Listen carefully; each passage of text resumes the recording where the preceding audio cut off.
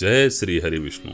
हर किसी के जीवन में भक्ति और धर्म का बड़ा महत्व होता है। जिस प्रकार सच्चे मन और श्रद्धा से की गई पूजा किसी को जीवन में सुख और समृद्धि देती है, उसी प्रकार आज मैं आपको रविवार व्रत कथा सुनाने जा रहा हूँ। इस कथा को सुनने और रविवार का व्रत करने से आपके जीवन में सुख समृद्धि आती है, निर्धनों को धन की प्राप्ति होती है और बांझ स्त्रियों को संतान की प्राप्ति होती है।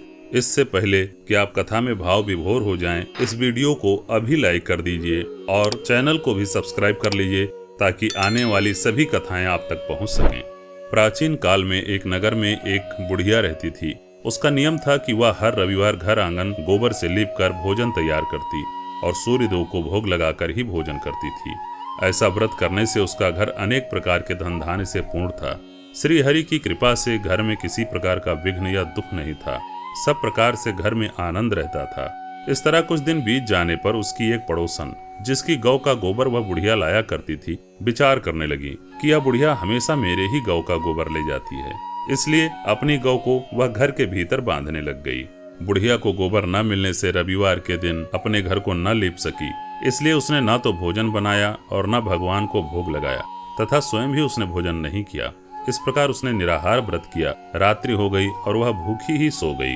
रात्रि में भगवान ने उसे स्वप्न में दर्शन दिया और भोजन न बनाने तथा भोग न लगाने का कारण पूछा।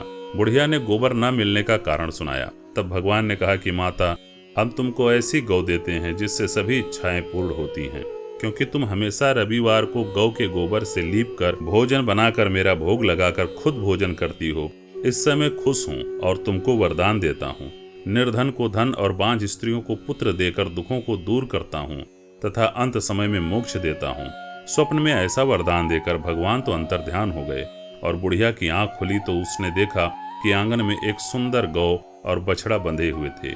वह गाय और बछड़े को देखकर अति प्रसन्न हुई और उसको घर के बाहर बांध दिया और वहीं खाने को चारा डाल दिया।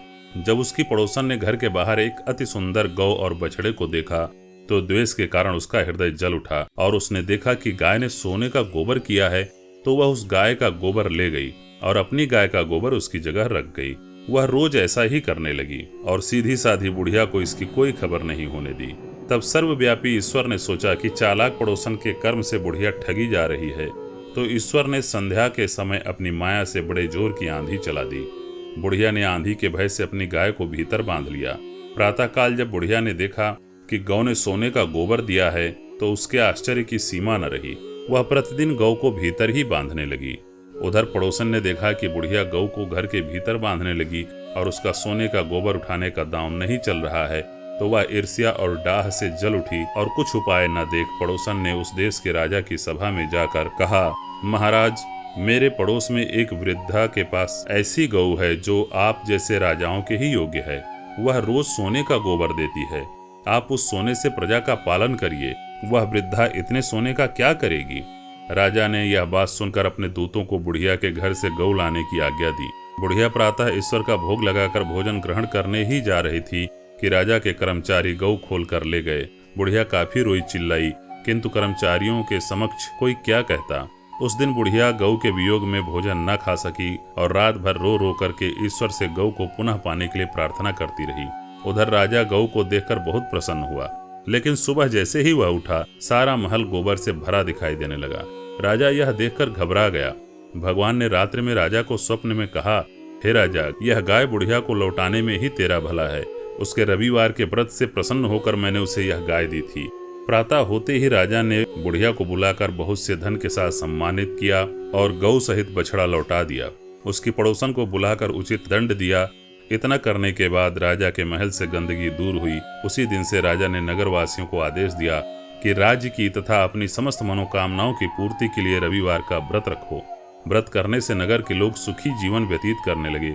कोई भी बीमारी तथा प्राकृतिक आपदा या प्रकोप उस नगर पर नहीं होता था। सारी प्रजा सुख से रहने लगी। बोलिए जय सूर्य देव। मिलते हैं अगली पावन कथा में। तब तक के लिए शिव शरणम।